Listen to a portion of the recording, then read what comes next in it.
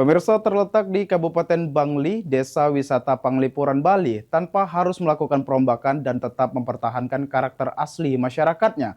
Tradisinya, budayanya, dan lingkungannya kini berevolusi menjadi daya tarik wisata baru di Bali dan menjadi salah satu sumber penghidupan utama warganya. Desa Wisata Panglipuran, Bali, kini berevolusi menjadi daya tarik wisata baru di Bali. Salah satu warga Desa Panglipuran, Sari, menyampaikan, Desa Panglipuran resmi menjadi desa wisata di tahun 1992. Yang istimewa di desa ini adalah kebersihannya dan bangunannya yang masih memegang teguh tradisi. Semenjak jadi desa wisata, roda perekonomian warga semakin membaik. Bahkan menurut Sari, 70% dari penghasilan keluarganya berasal dari sektor wisata di Desa Panglipuran.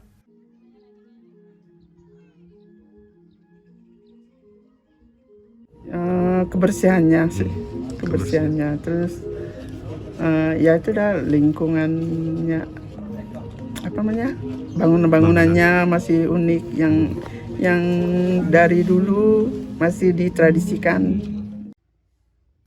Bahkan jajaran rumah warga yang dulunya hanya sebagai tempat tinggal, kini disulap menjadi kios penyewaan pakaian adat hingga cenderamata khas Bali yang secara tidak langsung mendongkrak ekonomi lokal. Sandi Pratama, PAL TV.